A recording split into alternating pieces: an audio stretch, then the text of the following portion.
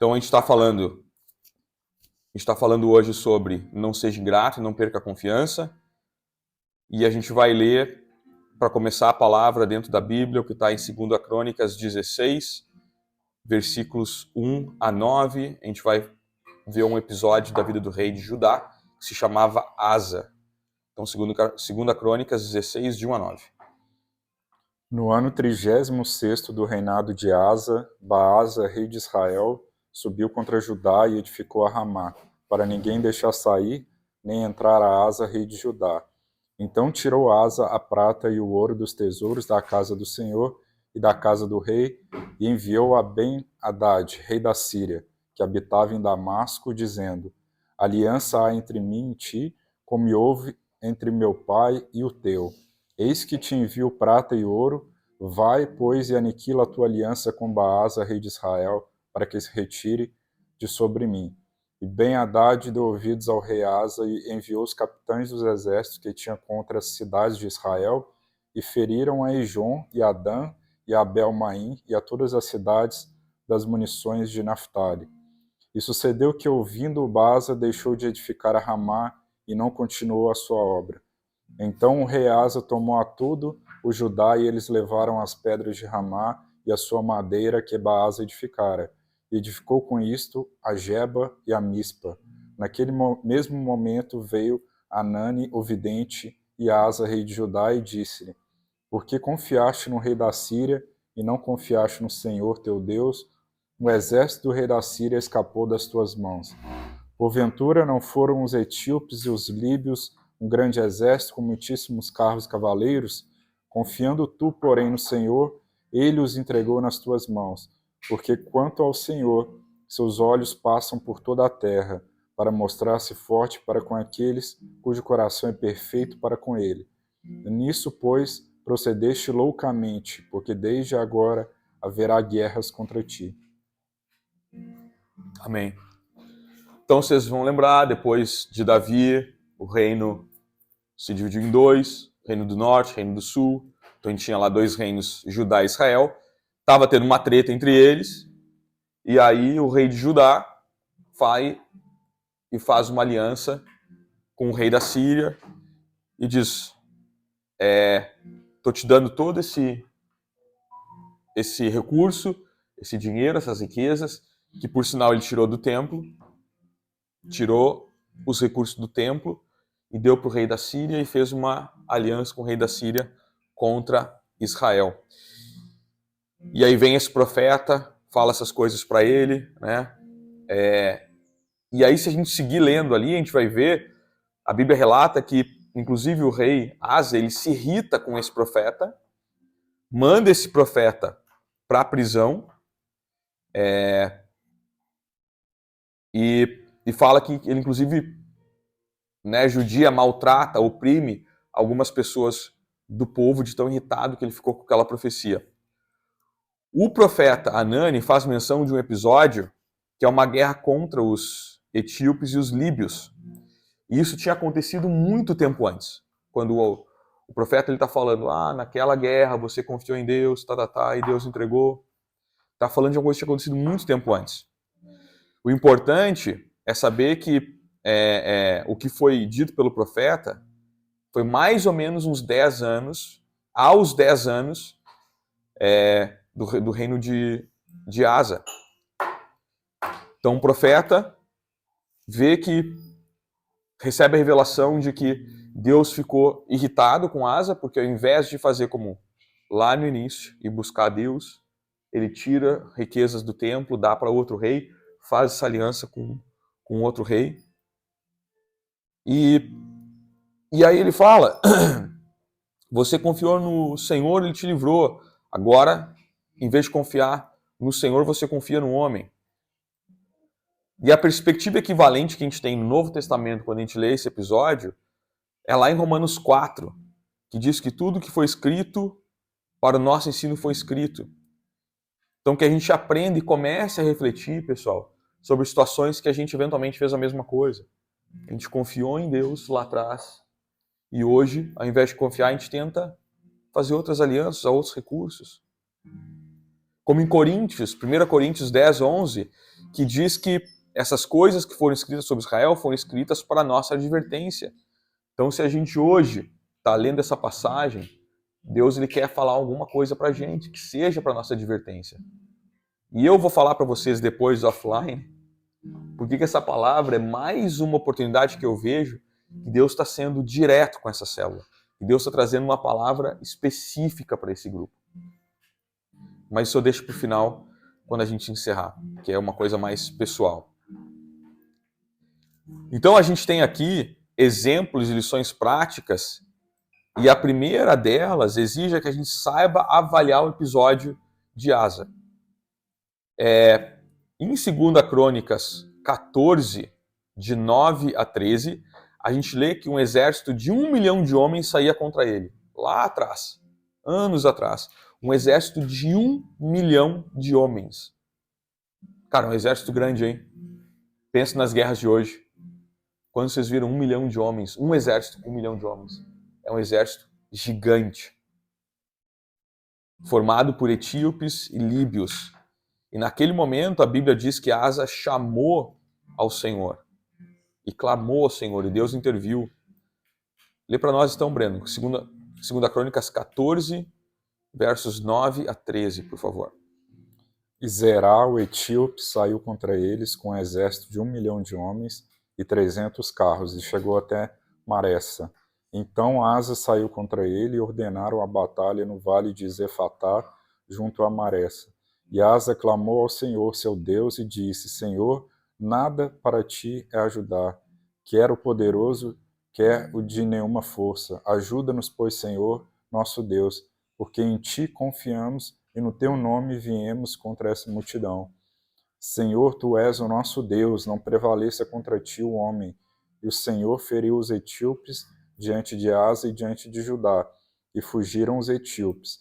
E Asa e o povo que estava com ele os perseguiram até Gerar, e caíram tanto dos etíopes que já não havia neles vigor algum, porque foram quebrantados diante do Senhor e diante do seu exército, e levaram dali muito grande despojo. Então a ênfase é que naquela ocasião Asa confiou em Deus. Ele sabia que ele não podia lutar contra 1 milhão de homens. Ele sabia que ele não podia vencer aquela batalha. E aí o verso 11 destaca a confiança dele em Deus. E aí os anos se passam e lá na frente Deus vai enviar esse profeta para dizer: por que você confiou em mim? Eu intervi em teu favor. Agora o que acontece entre o 10º ano de reinado do Asa, porque a palavra de Deus mostra que foi exatamente quando isso aconteceu, a gente pode ver o exemplo, 2 Crônicas 2 e 1, a gente tem que o seguinte: então do 11º ano estourou a guerra com os líbios e etíopes e Deus intervém. Então, lá no início, nos primeiros 10 anos, tem aquele exército de 1 milhão de homens, ele louva, Deus intervém. A próxima batalha vai acontecer no 36º ano, ou seja, 25 anos depois. E aí é dentro desse período que eu quero que a gente comece a refletir sobre as nossas vidas hoje. Talvez a gente queira pensar nos últimos 25 anos, talvez a gente queira pensar num período menor. Só que foi justamente o que aconteceu nesses 25 anos, desde que houve aquele milagre tão grande na vida de Asa, foi justamente o que aconteceu nesse período que levou ele lá na frente a fazer uma coisa totalmente diferente, a ser ingrato com Deus e a perder a confiança em Deus. Talvez, nesses 25 anos, ele teve paz na região, talvez ele não teve nenhum problema sério, talvez ele não teve nenhuma necessidade crítica que levasse ele a buscar Deus de novo. Será que a gente não tem passado por isso, eventualmente? Coisas acontecem, mas a gente administra do nosso jeito, a gente usa o nosso recurso, a gente usa a força do nosso braço, e os anos se passam, e a gente vai perdendo aquela necessidade de buscar Deus. E aí o coração de Asa muda, e a gente percebe que, depois de avaliar um histórico de confiança, é justamente a confiança no Pai que cuida, que pode ser esquecida, que pode ser perdida.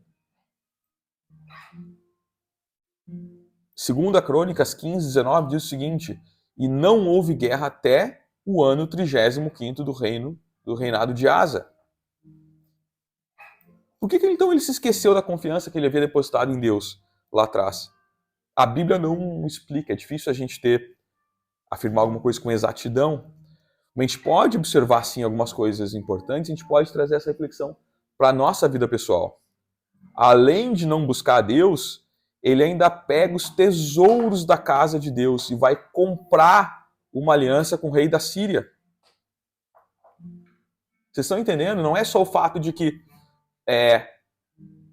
eu não precisei buscar Deus, eu meio que perdi meu relacionamento com Deus. É outro nível. Ele tira os tesouros, os recursos de dentro do templo, que é para manter o templo, manter a tribo que faz o cuidado com o templo, a adoração, os sacerdotes. Ele tira esse recurso e vai comprar uma aliança com o rei da Síria. Só que o rei da Síria viria a ser alguém que ele ia ter problemas. E essa é uma situação que Deus poderia ter dado a vitória como ele tinha dado 25 anos antes. Mas por causa daquela aliança que ele decide fazer por conta própria, desprezando a Deus, esquecendo os milagres que Deus fez, por causa daquilo, a palavra profética foi: você simplesmente abriu mão do que Deus poderia ter feito. E agora, nessa batalha futura que você vai ter contra o rei da Síria, Deus não está dentro. A gente percebe que esse homem escolhe um caminho natural. Ele tem um problema sério. E aí ele busca recursos para resolver aquele problema. Isso não é a crítica aqui. Ele é o rei, ele é o governante daquele país. É natural que ele vá buscar recursos, que ele faça alianças, faz parte da nossa vida. A gente tem que fazer alianças no nosso dia, a gente tem que buscar recursos. A crítica não é essa. A crítica é tirar Deus do centro. A crítica é falar: Deus, apesar de tudo que tu fez, apesar de tudo que você fez para me trazer até aqui, eu já não preciso mais de ti agora, e agora eu só conto com os recursos e alianças que eu posso fazer fora. Essa é a crítica. Esse é o problema. Não tem problema, pessoal, a gente se esforçar, fazer a nossa parte. Muito pelo contrário, a gente precisa e deve. O que a gente não pode esquecer é que Deus precisa ser o centro de tudo.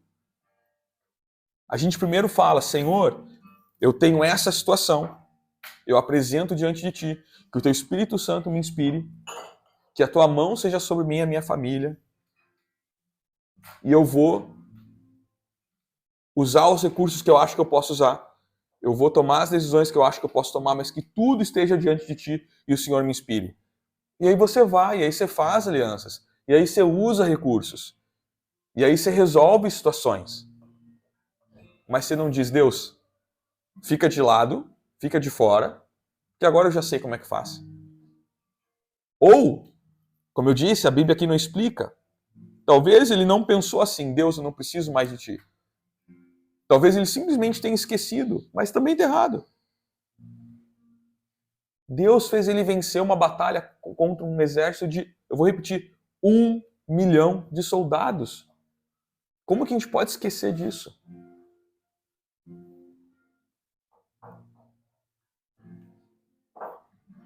Ele já sabia desde antes que ele podia ter buscado Deus para uma solução sobrenatural. Ele não precisava ter feito uma aliança com um reino que já tinha tido problema no passado e que ia ter problema no futuro. Ele podia ter buscado uma solução sobrenatural que estava alinhada com os planos e propósitos de Deus. E agora, ao invés de confiar em Deus, ele confia no homem. Numa aliança frágil. Ele simplesmente começa a dar indícios que o seu coração se afasta dos caminhos de Deus. Lembra a história que eu contei lá no caminho, lá no início? Meu pai me falou: vai por esse caminho.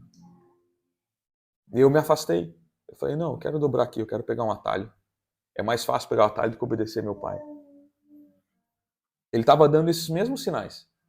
Deus me mostrou um caminho, eu sei qual é o caminho, que eu já passei por isso no passado, que Deus já me livrou, mas eu vou dobrar a direita aqui e azar.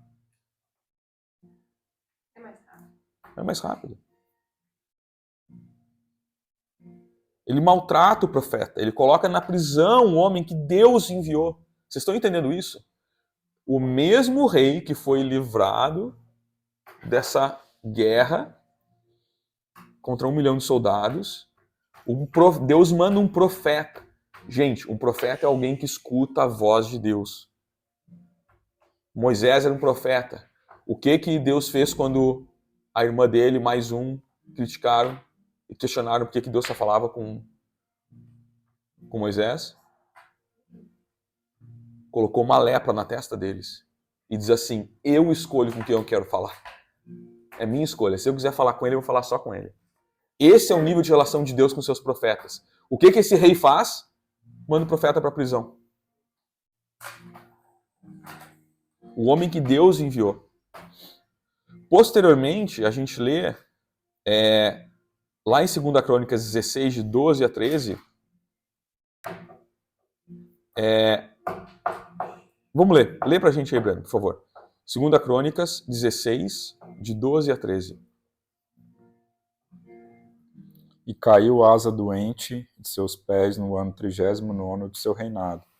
Grande por extremo era sua enfermidade, contudo, na sua enfermidade, não buscou ao Senhor, mas antes aos médicos. E Asa dormiu com seus pais e morreu no ano 41 de seu reinado. Amém. Então veja, ele insiste. Ele insiste em tirar Deus. E é óbvio que a gente não está dizendo aqui que não é para buscar ajuda de médico. Isso seria um absurdo se eu estivesse falando isso. A gente precisa lembrar que, inclusive os médicos, inclusive os remédios, o avanço tecnológico, os princípios ativos que são encontrados na natureza, nas folhas das árvores, tudo isso está dentro da permissão, dentro do plano, dentro do propósito de Deus. Então não é não procurar médico, mas é falar de novo: Deus, eu não preciso de ti, eu não vou orar, eu não vou contar com a tua intervenção, eu vou contar só com os médicos. Isso para mim já é o suficiente. Ele insiste. E vê que interessante, uma infecção nos pés leva ele à morte. Será que Deus não livraria da morte o mesmo homem que Deus livrou daquela guerra 25 anos atrás? Será? Será? O problema é confiar nos médicos e descartar Deus. Por exemplo, quando Paulo escreve a Timóteo, diz: exorta os ricos desse mundo que colocam sua esperança e confiança na incerteza da riqueza. O problema não é crente ter dinheiro. O problema é quando ele faz disso o seu Deus. Quando ele começa a confiar no seu recurso, no seu dinheiro, e não na provisão de Deus. É quando ele olha para Deus e diz: eu não preciso mais de você, eu me garanto, eu me resolvo, eu sei o caminho que eu quero tomar. O homem que não resolvia antes, lá no início da nossa conversão, ou quando a gente era criança, né? O homem, a mulher que não resolvia antes, que não se garantia, que seguia pelos caminhos do pai, agora muda completamente. O que está faltando para essa pessoa? O que está faltando para esse homem e essa mulher? Talvez foi a falta de problemas? Talvez foi falta de desenvolver a fé nesses últimos anos? A gente não querer amadurecer, a gente ainda querer ser menino, garoto na fé? E em algum momento, no meio de toda aquela bonança, o coração do rei Asa se afasta de Deus. E Deus tem sido tão bom, tão maravilhoso com a gente, apesar dos nossos problemas. Será que a gente não está se comportando como filho, filha mimada? E a gente está se afastando de Deus justamente por causa da bonança, porque a gente tem o que a gente precisa. O que eu e você precisamos entender é que Asa não morreu porque ele foi castigado por Deus. A Bíblia não fala que Deus determina que ele vai morrer. Saul é um exemplo. Já estava determinado, já sabia que ele ia morrer. Aqui a Bíblia não está falando que Deus determina que ele vai morrer. Não está dizendo que foi um castigo. Ele desperdiçou as intervenções divinas que ele poderia ter desfrutado se escolhesse confiar em Deus. Ele desperdiçou. E quando a gente se comporta assim, a gente desperdiça a intervenção divina. A gente precisa lembrar o que as Escrituras nos dizem. A quem muito foi dado, muito será cobrado. Todo mundo conhece isso, sim ou não? Ou seja, eu vou traduzir isso de uma outra forma para vocês.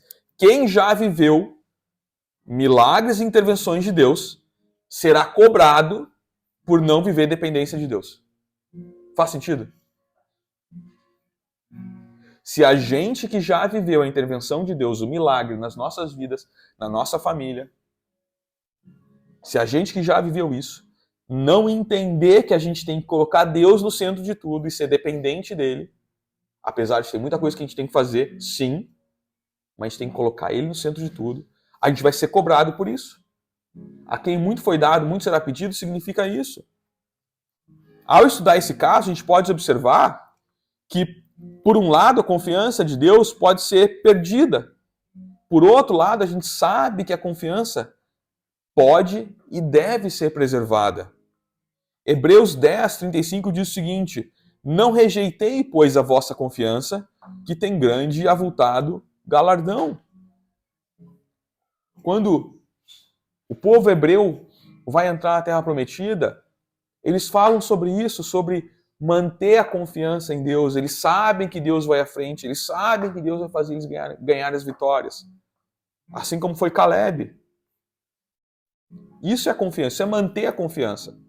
Eu tenho confiado, Caleb confiou em Deus na travessia no deserto. Quando ele chega lá na frente daqueles povos que ele tinha que entrar em guerra para entrar na Terra Prometida, ele não deixou os anos de deserto fazendo que ele perdesse a confiança em Deus. Mas ele mantém, ele preserva a confiança. Ele fala, a gente vai entrar, a gente vai guerrear, a gente vai ganhar e a Terra Prometida é nossa. Então tem sim como preservar. A Bíblia nos dá exemplos disso.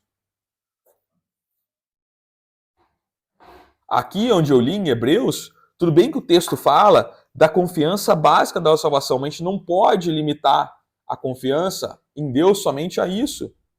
O versículo 36 diz assim: porque necessitais de paciência para que, depois de haver desfeito a vontade de Deus, possais alcançar a promessa.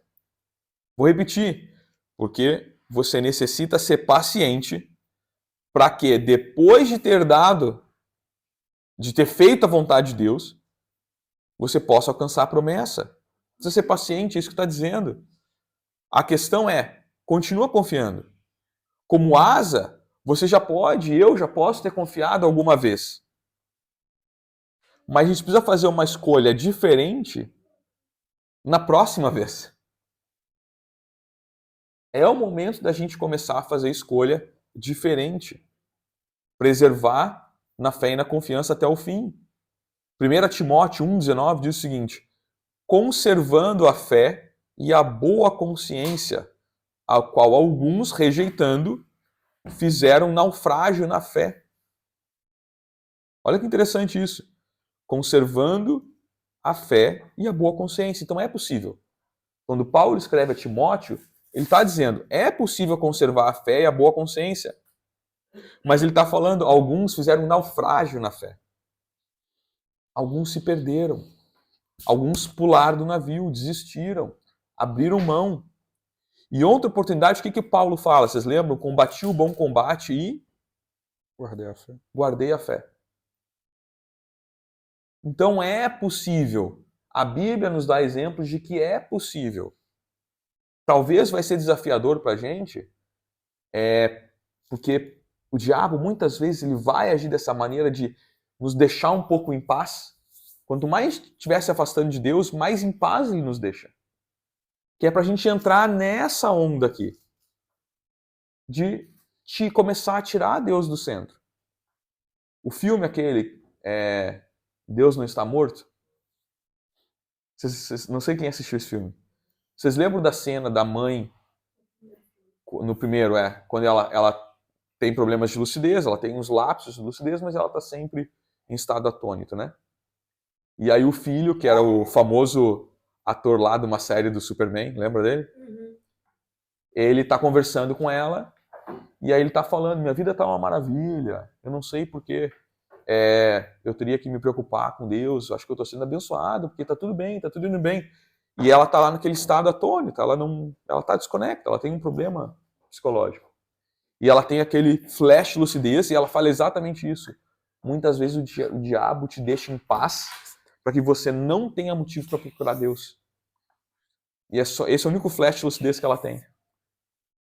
Isso me marcou, e isso nos leva a essa palavra aqui. Se a nossa vida está indo muito bem, está indo muito suave, a gente não está tendo problemas muito sérios, problemas que a gente consegue administrar, porque problema a gente sempre vai ter, mas a gente consegue administrar, a gente tem que tomar cuidado para o nosso coração não se afastar de Deus. Paulo, ele disse que o sucesso na divulgação do evangelho não era ele, mas era Deus nele. Ou seja, a gente precisa entender que até para guardar a fé, até para exercer a fé, a gente precisa ser dependente de Deus. Faz sentido o que eu estou falando?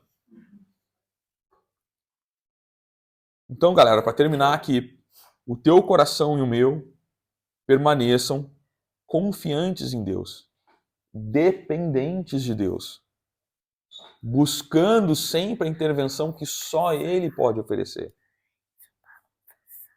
A gente precisa de tudo, a gente precisa de intervenção divina para tudo nas nossas vidas? Não.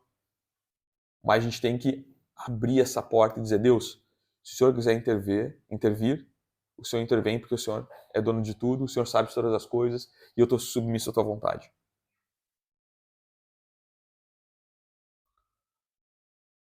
Não significa que a gente não pode usar os recursos naturais. Eu vou repetir mais uma vez. O que eu estou dizendo é que essas coisas não podem ser substitutos da nossa confiança em Deus. Eu tenho certeza que muitos de nós aqui, quando a gente estava em determinados momentos que a gente não tinha para onde ir, quando a gente estava passando um problema sério, eu tenho certeza que a gente correu para Deus. E eu tenho certeza que Deus interviu na vida de cada um aqui. Eu tenho certeza que todos nós já passamos por milagre de Deus. Eu não vou nem espiritualizar e dizer eu estar respirando é um milagre, porque eu poderia. Porque de fato estar respirando hoje é um milagre. Eu não vou nem ir tão fundo. Eu tenho certeza que todos nós já passamos por momentos que Deus interviu e fez um milagre. E nos tirou de um lugar horrível. E nos tirou de uma situação terrível.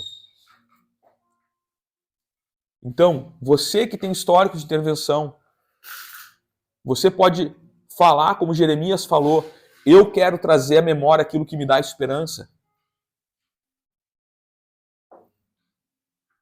Você precisa lembrar que o Deus que agiu no passado, ele é o Deus que vai agir no presente, está agindo no presente, ele é o Deus que vai agir no futuro.